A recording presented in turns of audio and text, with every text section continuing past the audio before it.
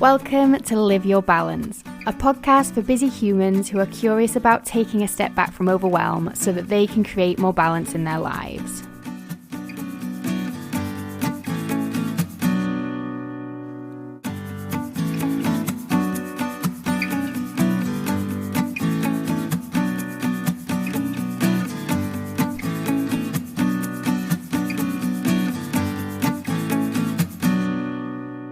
Hello and welcome back to episode 4 of the Live Your Balance podcast. I am so glad you're here. I've got a really juicy episode for you today. But first, I just wanted to catch up, see how you're doing. We're in week 2 of lockdown here in the UK, and I think that lockdown is starting to get to people a little bit more. But also, and one thing that I have been so moved by is the coming together of communities and people reaching out and connecting with each other more than I've seen personally for a long time. So that's been really beautiful to watch. And I've been reflecting on this quite a lot this week because I really want to try and make sure that I am showing up in the best way possible to serve my community, the Live Your Balance community, on my social media channels, in my email list, in my real life. I say real life, my life outside of my business. And I've been thinking long and hard about how I do that and how best to show up and serve you all. And one thing that I've been feeling really called to over the last couple of weeks is to expand my offering to include more of a community-based offering. So at the moment, I offer one-on-one coaching to support women to live more of a balanced life. And I've decided that I am going to also be offering a group coaching element to my work. So today I am launching the Live Your Balance Collective, and this is a collective for women who are ready to say yes to themselves, who are ready to use this time and space to start building solid foundations so that they can create and live their most balanced life now and also when things start to pick back up again. Because I think that this could be seen, and I know not everybody sees it like this, but this is how I'm looking at it. And please, if this resonates with you, then reach out and let's chat about it, because I am seeing this as an opportunity to really take stock of where things are at, because so much of life is being stripped back to the very bare essentials, and that allows us the chance to really reflect on what serves us, reflect on what we find helpful, what we find not helpful, what helps us create balance, what hinders our ability to create balance. And from that point, we can then make a choice to choose what we allow back into our life, to choose how we move forward in this new normal and create and live our most balanced lives, because it is possible. I live my balance each and every day, and it's not perfect, but I don't know that we will ever be perfect. Humans are perfectly imperfect. Balance is never going to be 100% perfect all of the time, but I can confidently say that each day I live my balance, and I know that that is available to other people too. I know that is available to you. And just because times are a bit weird at the moment and there's lots going on and there's lots of uncertainty, doesn't mean that we can't be taking action and taking stock and doing what we can now to support us to create and live our most balanced life in this moment and also in future moments. I'm so excited that the Live Your Balance Collective is here and is open for founding members to take their seat, to take their space and join a community of like-minded women who all want to use this time and space to create and live their balance, to build on strategies to help them step away from overwhelm, to help them navigate the difficult emotions that are coming to the surface at the moment, given everything that's going on in the world. It's for the woman who wants to feel more confident in her ability to stand in her power and create and live her most balanced life, because you absolutely deserve it. You deserve to have that life. You deserve to feel balanced. You deserve to wake up every day feeling damn good about yourself and damn good about your life. And that is what the Live Your Balance Collective is here for. So if you feel called, if this resonates with you, then please drop me a message on one of my social media channels or drop me an email. I'll leave all the links for you below and let's chat about it. I know this is a hard time, so The value that I'm offering in the Live Your Balance Collective is so high. It's £97 for you to take your seat for the 6-week collective. And for that, you will get a weekly live coaching session, a weekly question and answer session. There'll be workbooks and additional resources. And the first 5 people that sign up will also get a bonus one-on-one call with me. There's so much heart and soul gone into this. And I feel in my heart and in my gut, my intuition tells me that this is the right next step for Elevate Wellness, but also to be offering to my community. I know lots of people won't feel like it's the right time for them at the moment, and that's totally okay. That's totally fine. But if you do feel like it's the right time, if you do feel that tickle of curiosity, then let's have a talk about how we can support you to take your seat in this program. I'm also offering really flexible payment plans because I know money is a big worry for people, and I don't want that to be the reason that you don't show up for yourself and that you don't give yourself this opportunity, that you don't gift yourself the time and space to participate in this program if it's something that you feel called to do. And that's the main thing for me. It's only if you feel called, if you feel like it's the right time. Anyway, I'm going to talk about that more on my Instagram and in my Facebook community over the next couple of weeks. My plan is that the collective will start on the week commencing of the 20th of April. So for the next couple of weeks, I'll be talking about that a lot. I'll try not to mention it too much on the podcast because I know that's not necessarily what you're here for. But if you're curious, get in touch and we can chat about it a little bit more. And on that note, I'm going to move swiftly on to how does she do it? Welcome to How Does She Do It, the part of the show where we dive into finding out how our wonderful guest creates and lives her most balanced life. Each guest will answer the same 7 questions each and every week so you can get a really great idea about how she does it, how she creates and lives her balance.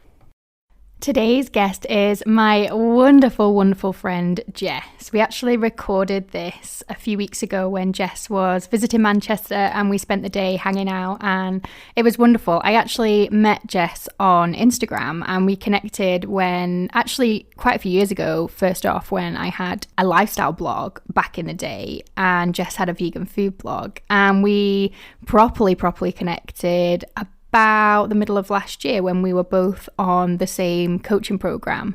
I actually signed up to the coaching program because I'd seen Jess talking about it and I really felt called to join this program, and our friendship blossomed from there. So I'm so appreciative to have Jess in my life, and I'm so grateful that she said yes to telling us how she does it. So without further ado, let's dive in. Question 1. Who are you, what do you do, and how do you spend your time? So my name is Jess. I am the creator of Living in Alignment. I run the Living in Alignment podcast. I am, I'd say, an alignment coach. That is my end goal and my end aim. And I spend my time, 4 days a week, I work in charity. And the rest of my time, I am helping other people align their lives, and really figure out what their purpose is, and that is the business I am building currently at the moment. Question 2. What do you feel like you're good at when it comes to managing your time, including making time to look after yourself? So in terms of me managing my time, I journal every morning, and that really helps me to focus on what I'm looking forward to in the day and really taking time for self-care.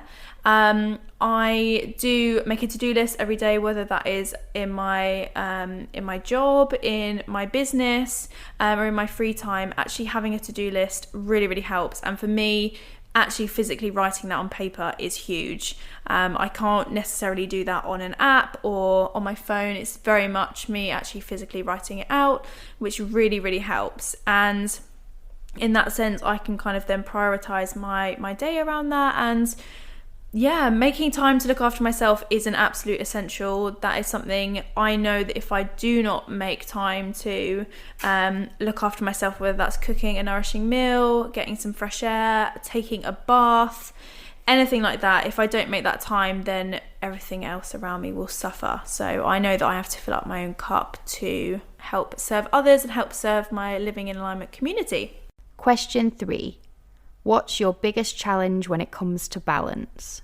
So my biggest challenge when it comes to balance is definitely feeling overwhelmed. To be honest, for me, I know that I am very much an all or nothing person, and if I want something, I will go full pelt towards it, and I won't really think about how that's affecting my well-being, how it's maybe affecting other people around me. And when I get an idea in my head, I really do run with it. So for example, I created a living in alignment challenge a couple of months ago, a 5-day challenge, and I spent a whole day working on it, but actually I didn't eat properly, I didn't take any breaks, and by the end of the day I was so overwhelmed and just exhausted.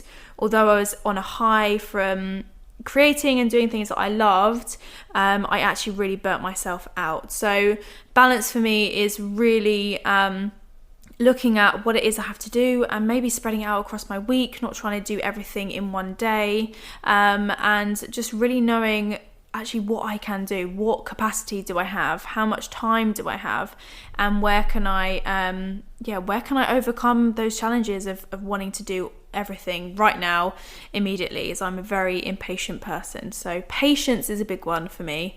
Being impatient is the biggest challenge for overcoming, when it comes to balance. Question 4. What do you do to help you juggle everything that you need to juggle? Juggling my to-do list. Now that is difficult. I would say if I do not start my morning with my morning routine, so meditating, pulling oracle cards, making a coffee and drinking it mindfully, if I don't do those things in the morning, the rest of my day will be thrown off. And that goes for having a really great night's sleep as well. So me actually waking up feeling well rested will allow me to help juggle everything. Because if I am not well rested, if my basic needs are not met, then I can't juggle everything on my to-do list. And I find that my brain just actually doesn't function. And it's really about me, again, writing down what I need to do, what my plan is for the week, and just really constantly checking in with myself of, am I actually giving myself what I need? Am I trying to do everything for everyone else? And where am I not putting myself first? So juggling things, a huge kind of to-do list and huge workload. It's not easy, but if I don't start my day with that wonderful routine I've created, then I can't juggle everything. Question 5. What's your go-to for when you feel overwhelmed? My go-to for when I feel overwhelmed definitely has to be having a bath. I find salt baths with essential oils is the best thing for me. It absolutely relaxes me, completely takes me away from my phone, out of my head, and I find that lots of ideas and stuff will come to me when I'm taking a long bath, and I could be in there for like half an hour all the way through to 2 hours. But I know that is when I do feel the overwhelm, practicing self-care. A bath is an absolute go-to for me. Or just really taking time to sit and journal, particularly if I know, or maybe I don't actually know what is causing the overwhelm. Journaling on it and seeing what comes through is really, really helpful for me. Question 6. What's one habit you do to look after yourself every day that's non-negotiable? Meditation is a non-negotiable for me. That is a practice that I've implemented for the last, I'd say, maybe 2 years, and I really notice it if I go a day without doing it. It helps me to ground myself, really connect in with my inner and higher self, and from that place, that's where I can really not only connect inward but actually understand what's going on, if there's anything else that's kind of at play or on my mind, and really helps me to ground myself. And if I don't do that, then actually I'm more easily maybe led astray in the daytime. I'm less focused, and I haven't really prioritized myself then above everything else and above my to-do list. Question 7.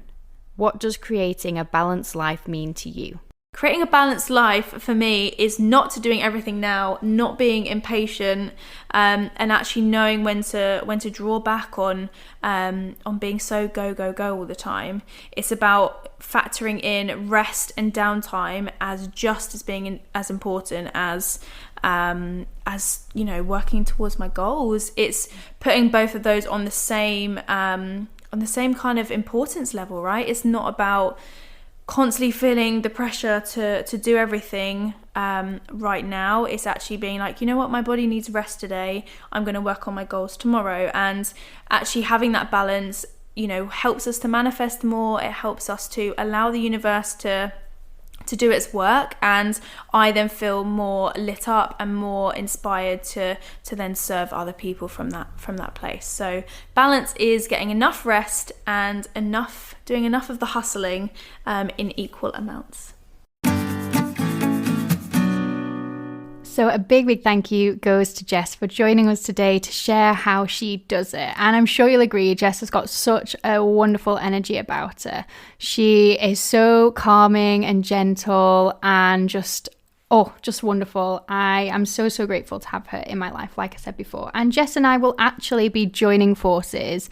We're going to be hosting an Align Your Balance circle together on Sunday, the 19th of April. This will be an online women's circle where we can come together, take a couple of hours out of our Sunday night to focus on us, focus on our balance. And Jess will also be offering some wonderful guidance on attracting your soul family, and she'll be doing a collective card reading for us in the circle, which is just going to be wonderful. I've had my oracle cards read by Jess before and she was so on point. She's so intuitive, she's so tuned in. So I think together, if we combine our experiences and we combine our knowledge, it's going to be a wonderful event for you to be part of, and tickets will only be £11. So if you'd like to secure your space there, then the details for that will be below.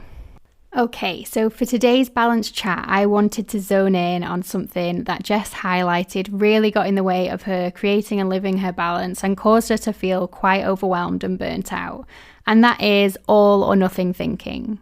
All or nothing thinking is go hard or go home. It's all work and no play. It's this or it's that. It's one or the other. All or nothing thinking, or an all or nothing mindset, is effectively a cognitive distortion.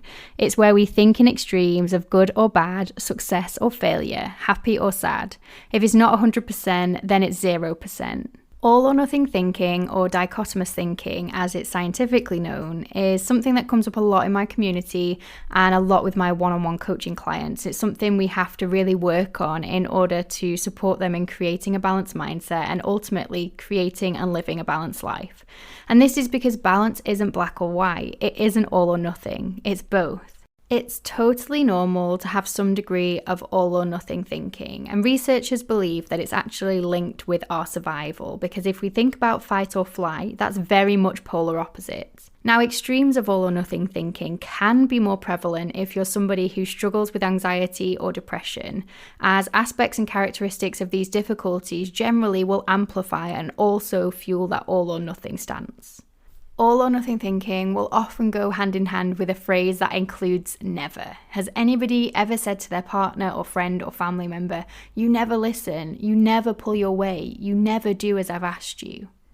Now, our brain has a natural negativity bias, and we will tend to focus our extremes of thinking on the negative. I don't know about anybody else, but I don't generally notice black and white thoughts rolling in when the good stuff happens. You don't tend to have one good day and flip to the thought of, I never have bad days, nothing can affect me now. And I wanted to offer out a couple of examples of black and white thinking in action that I am sure you'll be able to relate to. So, say you're somebody who really values the relationships in your life, and you often go above and beyond for people, and maybe sometimes that's to your own detriment. And one day, for whatever reason, you're not able to do something for a friend that you would ideally like to do. And that one thing then becomes the reason that you're a bad friend, and you discredit all the other contributions that you've made to your relationships. Or what about all the times that you've started on an eating or exercise journey where you're trying to make more conscious choices, and for whatever reason, one day you have a slip up in inverted commas, and then you think, well, I've ruined it now, I might as well just give up. Here's a third example for those of you that are building your own business, and this is something that I can really relate to. So you're building a business and you're working really hard. You show up every single day, you offer so much value to your community, and you really know that it's appreciated. You decide to launch a new product or service, but the launch doesn't maybe go as you'd expected it to, and you don't get as much interest as you'd like, or you don't get as many sales as you'd want. All or nothing thinking now says that you're a failure and you should stop your business right now. It doesn't take into account all the people that have benefited from the value that has come from your service. And the thing is, these black and white all or nothing thoughts have so much power to stop you from sharing your goodness with the world. They stop you from sharing your gifts and showing up for yourself and other people. All or nothing thinking demands perfection from you and from others. But what even is perfection? Life is perfectly imperfect. Humans are perfectly imperfect. We're all doing the best we can in any given moment, and we can always do better. Now, this isn't to say that we should completely take ourselves off the hook and stop trying to grow and improve as a means of overcoming all or nothing thinking, because that would be avoidance, and more often than not, avoidance doesn't solve very much. I know it can feel really, really hard in the moment. Maybe you've got some really intense emotions going on that are pushing you towards more of a polarized viewpoint. When we're in that emotion mind, it's really hard to think reasonably and rationally and recognize all the times when it's gone right, all the times when it's worked or felt good or moved you forward. All or nothing thoughts can stop you from creating and living your balance, and this is why I'm so interested and curious about them. Balance is this wonderful harmony between doing and being, between action and recharge. Balance isn't all or nothing. Balance isn't polarized. It's harmonious. But it's so understandable that we'd get pulled into this extreme way of going about our lives because we live in an all or nothing society. We live in a society that idealizes doing and pushing and grinding and hustling. And I really love what Jess said about balance being getting enough rest and mixing it with enough hustle. Balance is about doing enough of the doing, enough of the being in order to create this harmony and middle ground. I think at this point, it's really important to caveat that I don't have it all worked out when it comes to not engaging with all or nothing thinking. I can tell you for a fact, because I've listened to it when I've edited it, that I made a statement in the introduction to this podcast where I used the phrase never in relation to finding balance. I can't remember off the top of my head now specifically what the phrase was, but I noticed it when I was editing it. And that was very much an unconscious use of all or nothing black and white thinking. We're all susceptible to this. It's something that we'll probably all experience at some point or another. And I've really been thinking about how we start to step away from all or nothing thinking. This is something, like I said, that comes up a lot with my one-on-one clients. And so I wanted to share some tips with you today that I think will be helpful, that you could start putting into action straight away. The first thing that I think is the most valuable when it comes to stepping away from all or nothing thinking is to start noticing it. This is where mindfulness can really serve you. And I'm sure if you have followed me for a while, you will know that I really believe that mindfulness is a freaking superpower. I think it's amazing. And that's because mindfulness is about being non-judgmentally aware of your experience in any given moment. It allows you to observe the polarized thoughts without necessarily fueling them through resistance or self-criticism.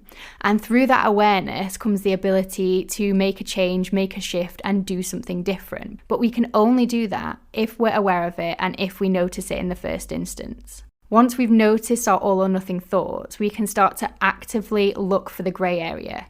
Because if we've got black and we've got white, when you mix the two, you get grey. And that means we're looking for other perspectives. We're looking for other truths, even if you don't quite believe them. You just have to believe that another truth or another perspective or another position can exist. There's no absolute truth. There's always going to be multiple truths when it comes to somebody's experience. And we have to give them time and space to be considered. So if you're stuck in a place of feeling like a failure because something didn't quite go to plan, where's the other truth? When did it go right? What evidence is there to say that this one hiccup doesn't brand you as a failure for the rest of time? What's the evidence to counteract that belief that you're not capable? I'd really encourage you to ask yourself some of those questions and get curious in looking for the other perspective. Thirdly, I think it's really important to bring in self-compassion. all or nothing thinking is generally pretty self-critical. Remember the negativity bias that we talked about and the fact that our polarized thoughts will most likely jump straight to the negative side, the side that criticizes us and criticizes our efforts.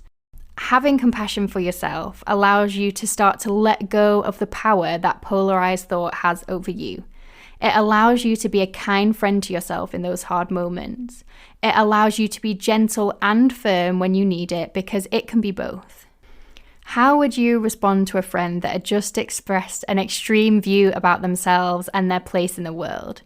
If you notice a thought now that you can't do self-compassion, then you're probably having an all or nothing thought right now. And I'm going to offer you another truth. If you've ever shown any compassion towards any other living being, then you have the capacity to show self-compassion. You know what compassion is. You know what it feels like.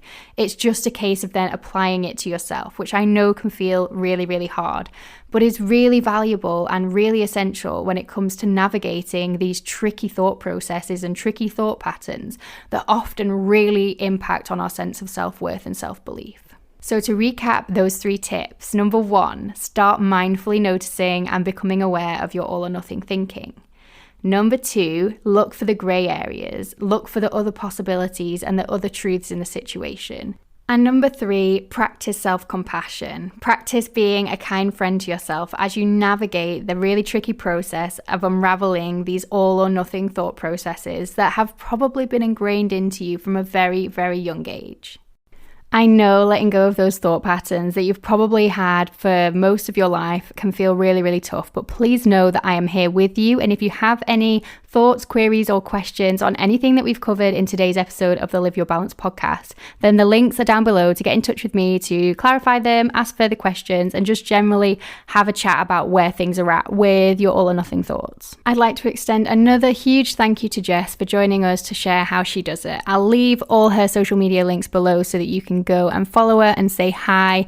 I guarantee that she will brighten your day with her presence. And if you would like any more information on the Live Your Balance Collective group coaching program or the Align Your Balance Circle, I'll leave that information down below. Please get in touch if you have any questions. If you've enjoyed this episode of Live Your Balance, then please consider leaving a rating or review in whichever app you use to listen to your podcast. It's greatly appreciated and helps more people find the podcast so that more people can join us in living their balance too. That's all for today. So until next time, don't forget to keep living your balance.